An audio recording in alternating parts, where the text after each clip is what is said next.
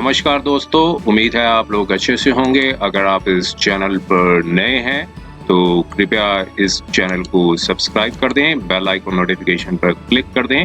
और वीडियो को like and share जरूर कर दें ताकि समय समय पर आपके समक्ष और भी बेहतरीन वीडियोस बनाने का हमें मौका मिलता रहे।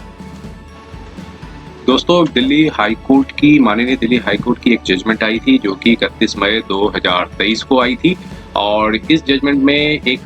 जो फैक्ट्स थे और जो इश्यूज डिस्कस किए गए थे वो थे एक अपॉइंटमेंट से रिलेटेड थे, जो कि सरकारी नौकरी जब किसी व्यक्ति को मिलती है तो एक अटेस्टेशन फॉर्म है वो भरना होता है और अगर एफआईआर लॉन्च हो जाए तो क्या अपॉइंटमेंट मिलने में क्या क्या बाधाएं आती हैं और क्या अपॉइंटिंग अथॉरिटी उस अपॉइंटमेंट को रोक सकता है कि नहीं रोक सकता। तो ये सारी इश्यूज हैं, ये माननीय दिल्ली हाई कोर्ट ने ये अपना एक जजमेंट थी उसमें डिस्कस किए थे और ये एक रिट पिटीशन नंबर 5718/2023 की थी। इसमें एक थोड़ा सा फैक्ट्स को हम समझ लेते हैं। यहाँ पर जो पिटिशनर है उनकी एक अपॉइंटमेंट थी, वो दिल्ली पुलिस में सब इंस्पेक्टर एग्जीक्यूटिव की पोस्ट पे हो चुकी थी और चूंकि वो पिटिशनर है वो एक ब्रदर इन लॉ भी थे कंप्लेनेंट के, मींस कंप्लेनेंट थी एक लेडी थी, उन्होंने एक एफआईआर थी वो लॉन्च की थी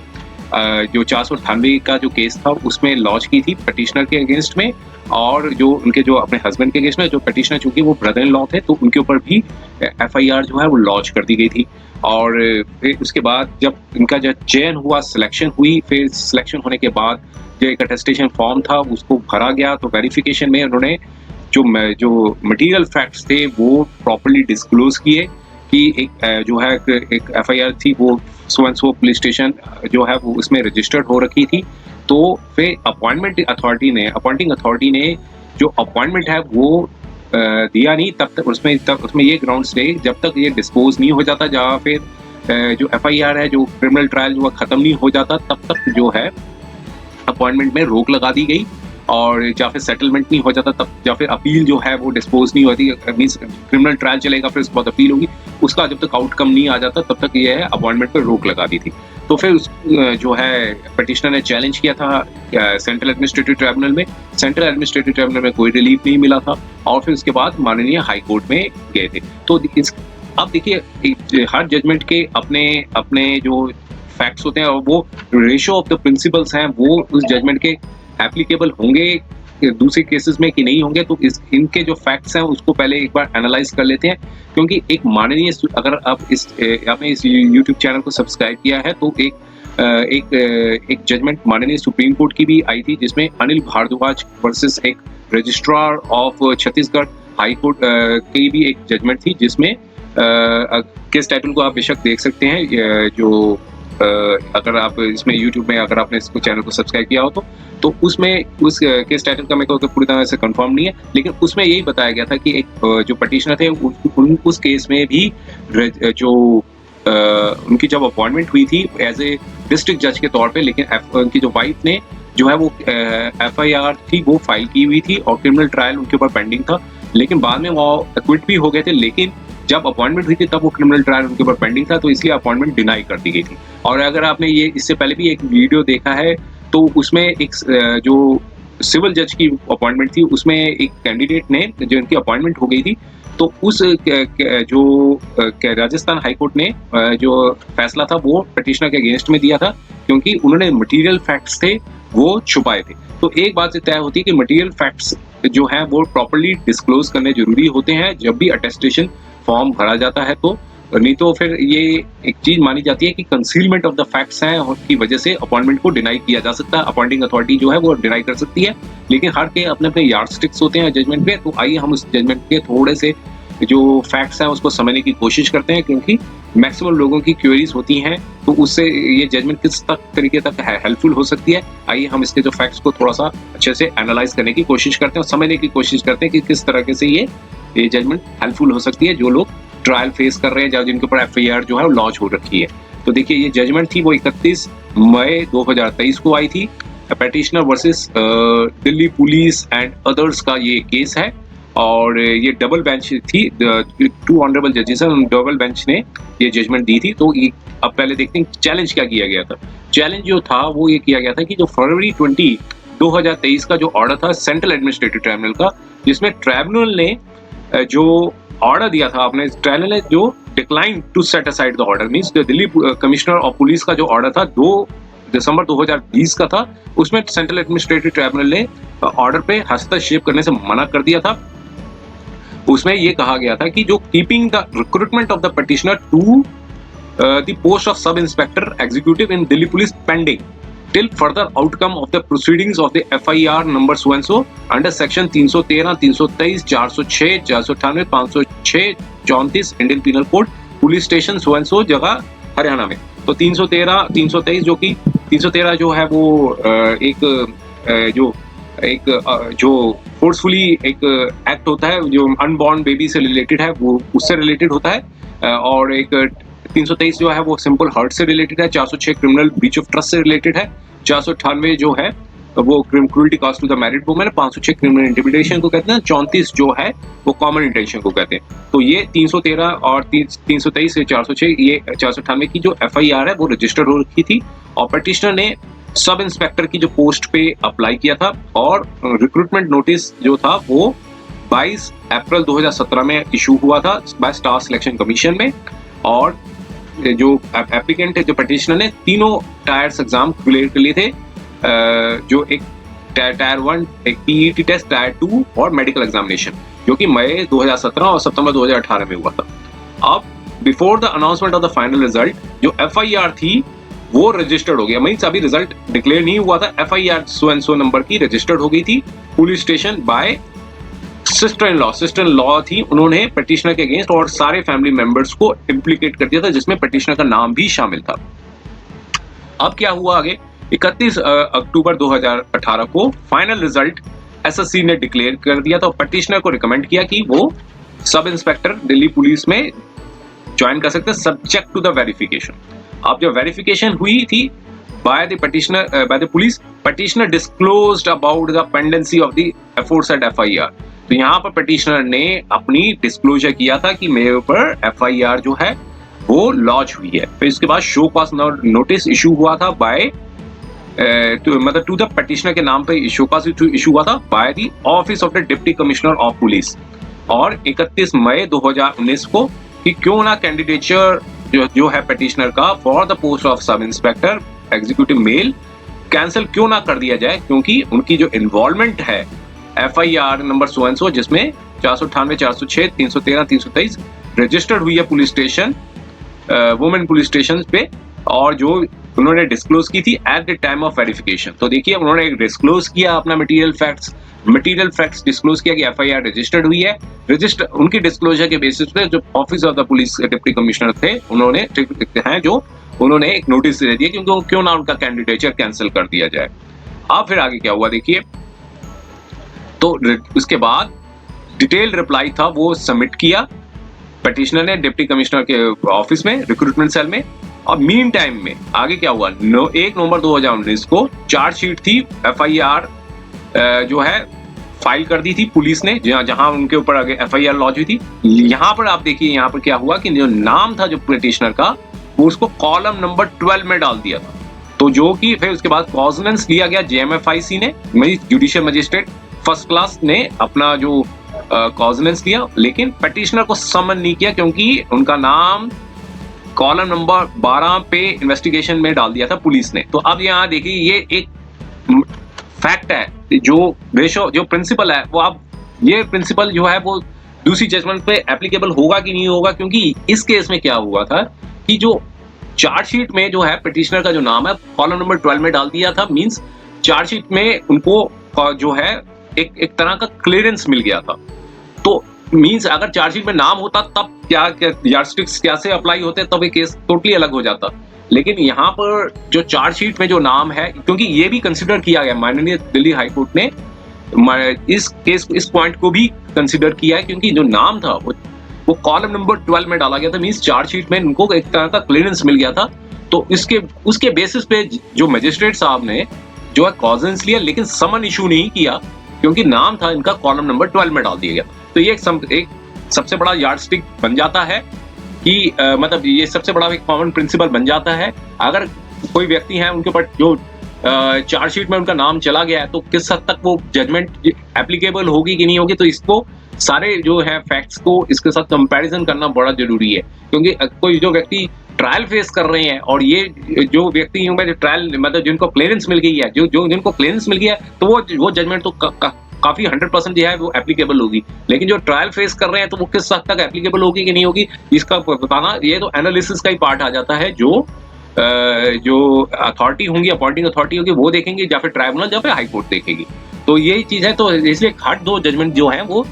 एकदम से कॉमनलिटी नहीं होती, कुछ ना कुछ डिफरेंस जरूर रहता है हर जजमेंट पे। तो जो प्रिंसिपल्स हैं वो ब्लाइंडली एप्लीकेबल नहीं हो सकते हर जगह पॉइंट पे। तो यहाँ पर आगे देखिए क्या हुआ फिर। Delhi office of the deputy commissioner जो पुलिस थे, उन्होंने इन्फॉर्म किया कि शो कॉज नोटिस जो एग्जामिन किया गया है बाय स्क्रीनिंग कमिटी ने सो एंड सो, और फिर बाद में ये डिसीजन लिया कि इनका जो केस है वो पेंडिंग रखा जाए till decision of the criminal case और thereafter appeal if any preferred. तो अब यहाँ पर ये हुआ कि स्क्रीनिंग पुलिस ने जो है नोटिस दिया, नोटिस देने के बाद जो है उन्होंने जो रिप्लाई देने के बाद ये बताया कि स्क्रीनिंग कमेटी ने उनका जो रिप्लाई को इवेल्युएट किया, एग्जामिन किया, असेस किया, और बाद में ये पाया कि जब तक आउटकम नहीं आ जाता क्रिमिनल केस का और फिर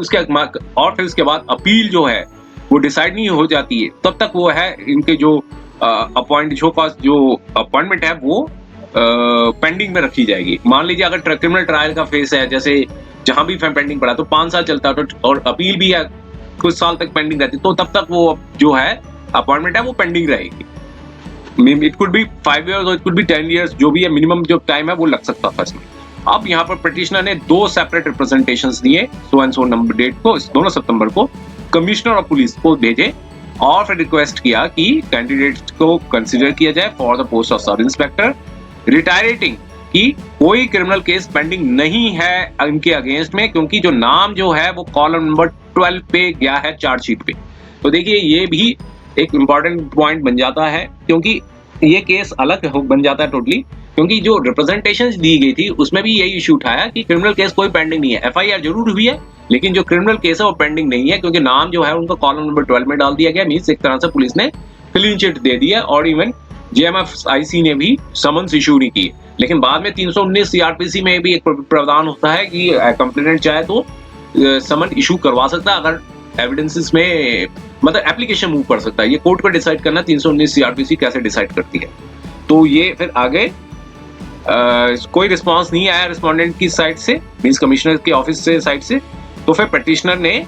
कोई ऑप्शन नहीं था और एक ओरिजिनल एप्लीकेशन ओए नंबर ओरिजिनल एप्लीकेशन जो है वो ट्राइब्यूनल में फाइल की 2020 में।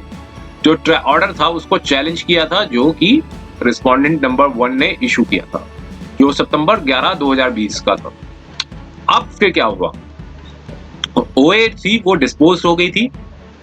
22 अक्टूबर 2020 को, और डायरेक्शंस दी रिस्पोंडेंट को कि उनकी रिप्रेजेंटेशन को कंसिडर करें और by passing a reasoned and speaking order expeditiously in any case 8 हफ्ते के अंदर, जब कॉपी मिलती है ऑर्डर की 8 हफ्ते के अंदर जो है वो रिप्लाई मतलब जो भी है रिप्रेजेंटेशन को डिसाइड करें। अब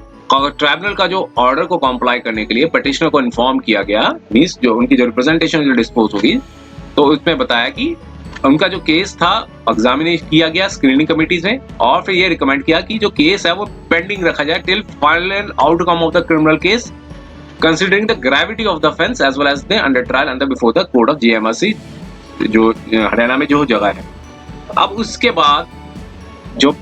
कोर्ट ट्राइब्यूनल ने ऑर्डर दे दिया, रिप्रेजेंटेशंस को डिसाइड कर दिया कि केस को पेंडिंग रखा जाए। अब फिर इसके बाद फिर वो गए ट्राइब्यूनल में, ओरिजिनल एप्लीकेशन 2021 में डाली और कहा कि इस ऑर्डर को सेट असाइड कर दिया जाए, जो दिसंबर 2, 2020 में डाला गया था। और ये टर्म्स थे इन द फॉलोइंग टर्म्स ये थे कि कंक्लूजन ये निकाला, कोर्ट ने ये निकाला कि जो ओरिजिनल एप्लीकेशन थी वो अभी डिस्पोज हुई थी फरवरी 20 फरवरी 2023 में। कंक्लूजन ये निकाला कि जो इम्पिंज्ड ऑर्डर था 2 दिसंबर 2020 का, उसमें कोर्ट ने इंटरफेयर करने से मना कर दिया, और साथ में बताया कि कैंडिडेचर है जो एप्लीकेंट की वो कैंसिल नहीं होगी जब तक एफआईआर जो है और एफआईआर या तो क्वैश हो जाए या सेटलमेंट आ जाए, जो विच एवर इज अर्लियर। फिर एप्लीकेंट के पास भी लिबर्टी होगी कॉम्पिटेंट अथॉरिटी के पास स्क्रीनिंग कमेटी के पास जा सकते हैं अगर कोई डिस्पोजल और एफआईआर होती है और सेटलमेंट जो है वो अराइव होता है। एफआईआर या फिर क्वैश हो जाती है, विच एवर इज अर्ली, कोई भी चीज होती है, एफआईआर जो क्वैश हो गई, सेटलमेंट हो गया तो, और फिर जो स्क्रीनिंग कमेटी होगी वो री एग्जामिन करेगी स्टैंडिंग ऑर्डर के से, और फिर एप्लीकेंट की जो है वो सारे कॉन्स्टिट्यूशनल बेनिफिट्स मिलेंगे, सीनियरिटी भी मिलेगी और नोशनल बेनिफिट्स पे। लेकिन यहाँ पे ये बता दी कि जो सैलरी है वो तभी से मिलेगी जब from the date of joining, means अगर 5 साल बाद होती तो 5 साल से मिलती, लेकिन सीनियरिटी थी वो चलती रहती है। बस ये रिलीफ दिया था उनको। अब उसके एग्रीवेट होके यहाँ पर पिटिशनर ने रिट पिटीशन जो है वो फाइल की, और रिट पिटीशन में सारे ग्राउंड्स, मतलब ये प्रेयर है, ये प्रेयर थी, ये मांगी गई थी कि issue of the writ of certiorari और एनी अदर रिट डायरेक्शन और ऑर्डर। तो ये एक issue of the writ of certiorari और सर्टिटरी, जो भी प्रोनाउंस करते हैं इसको, दो तरीके से प्रोनाउंस किया जाता है, तो वो इशू किया जाए जिसमें सेंट्रल एडमिनिस्ट्रेटिव ट्राइब्यूनल के अगेंस्ट जो ऑर्डर को, जो सो एंड सो केस टाइटल था, जिसमें अपॉइंटमेंट जो थी वो अबेयंस में रख दी थी till disposal of the FIR. और साथ में ये बताया कि जो अदर रिट और डायरेक्शन भी दी जाए और रिस्पोंडेंट्स को डायरेक्शन दिया जाए कि वो ज्वाइनिंग लेटर इशू करें, और सारे बेनिफिट्स और ग्रेचुइटी जो भी है बनता है वो एक्यूरिंग फ्रॉम देयर फ्रॉम, ये सारे जो है वो उन्होंने प्रेयर मांगी। अब यहाँ पर फिर कंटेंशंस रखी और कहा कि ये ब्रेल्ड एलिगेशंस है, काउंसिल ने अपने अपनी जो है रखी, और ये इशू जरूर उठाया कि कॉलम नंबर 12 में था, चार्जशीट में नाम था, और दोनों पार्टीज ने अपना वर्जन बताया। अब कोर्ट ने अपना ओपिनियन क्या दिया, उस पर हम चलते हैं। कोर्ट ने पहले जो सुप्रीम कोर्ट की जजमेंट थी Avtar Singh versus union of India, तो यहाँ पर यह बताया कि सुप्रीम कोर्ट ने भी एक Avtar Singh versus union of India का जो केस हुआ था उसमें सुप्रीम कोर्ट ने भी Janendra Singh versus state of UP की जजमेंट थी, उस पे अपना ओपिनियन दिया था, जिसमें कॉन्फ्लिक्ट ऑफ ओपिनियंस थे, और जो कि एक रेफर किया गया था, अवतार सिंह का जो इशू था वो रेफर किया गया था, कॉन्फ्लिक्ट ऑफ ओपिनियन थे, कई डिसीजन थे डिविजनल बेंच के, जो कि एक Janendra Singh versus state of UP के थे थ्रू प्रिंसिपल सेक्रेटरी। और जो क्वेश्चन था suppression of information on submitting false information verification for have been criminal prosecutor arrested during the pendency of the criminal case. और कोर्ट ने बताया था कि कोई रेस इंटीग्रा नहीं है कि अगर कोई डिस्क्लोजर जो है वो ट्रूथफुली मेड किया जाता है एप्लीकेंट के द्वारा, और एप्लीकेंट का जो राइट है, एम्प्लॉयर का राइट बनता है कि वो कंसिडर करे एंटीसीडेंट्स को, और कंपेल्ड नहीं है कि वो अपॉइंट करे कैंडिडेट को। और एक अवतार सिंह की एक जजमेंट को जरूर देखिएगा, जो पैरा नंबर 38 पे जो बताया गया था वो सारा डिटेल जो है वर्जन बताया गया था उसमें। अगर कोर्ट ने ये बताया था कि अगर डिस्क्लोजर जो ट्रूथफुली मेड किया जाता है तो एम्प्लॉयर को देखना होगा एंटीसीडेंट्स को, फिटनेस को, और कंपेल नहीं है कि एम्प्लॉयर को कंपेल नहीं किया जा सकता कि वो अपॉइंट करे कैंडिडेट को। तो ये सारे इश्यूज थे वो जजमेंट से रिलेटेड थे, कोर्ट ने जो पहले जो सुप्रीम कोर्ट ने जो जजमेंट दे रखी थी। अब यहाँ पर बताया कि सारी गाइडलाइंस थी अवतार सिंह की, उसको कंसिडर किया। कॉम्पिटेंट अथॉरिटी ने बताया कि कॉम्पिटेंट अथॉरिटी जो है obligation under two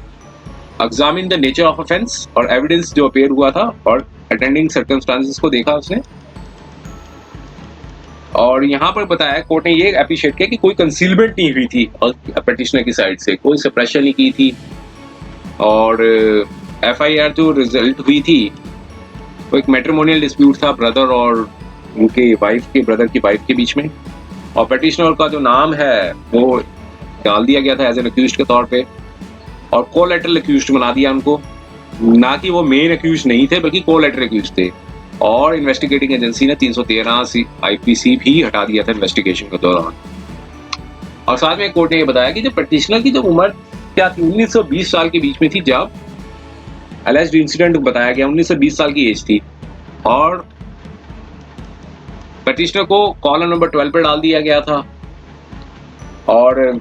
statement of the witness and record ये था, सिर्फ यही बनता था कि सिर्फ अक्यूज्ड के अगेंस्ट में ही नाम बनता है,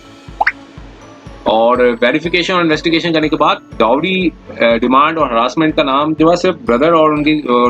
एक और व्यक्ति के नाम पर डाला था, और जो कि इन्वेस्टिगेशन में ये पाया कि पिटिशनर और जो एक लेडी है, उनका जो नाम है वो जो बताया गया है उनका, वो इनोसेंट है, जिनको कॉलम नंबर 12 पे डाला गया था, उनके रिलेटिव थी जो। और स्टैंडिंग ऑर्डर था, कोर्ट ने बताया कि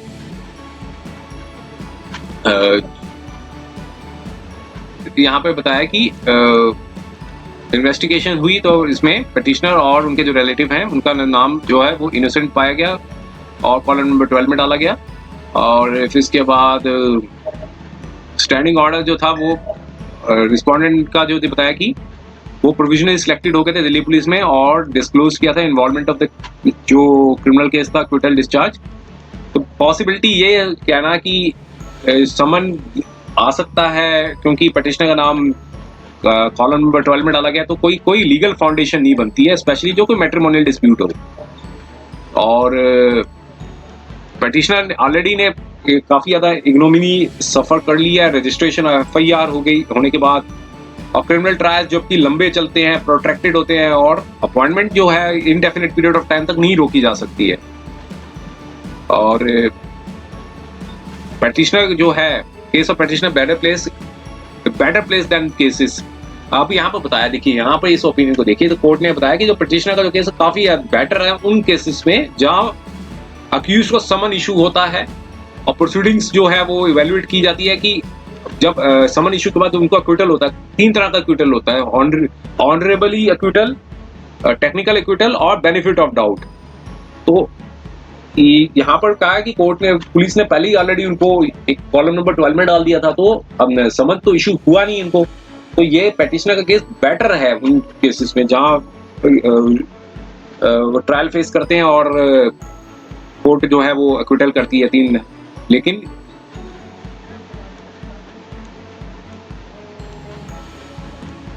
यहाँ पे कोर्ट ने बताया कि यहाँ पर ट्राइब्यूनल ने मिसडायरेक्ट कर दिया कि 12 नंबर कॉलम पे हो सकता है कि 379 CRPC में डाल सके उनका नाम,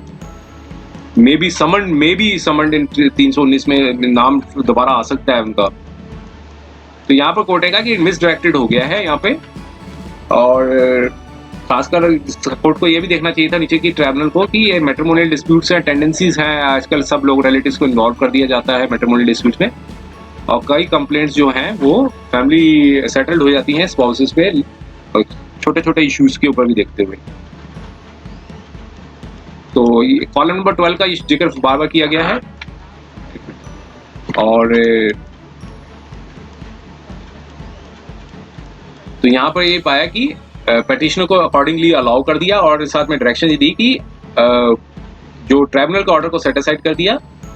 कि डेफर कर दिया जाए अपॉइंटमेंट को, जो FIR नंबर सो एंड सो थी, और रेस्पोंडेंट को डायरेक्शन दी कि वो अपॉइंट करे पिटिशनर को,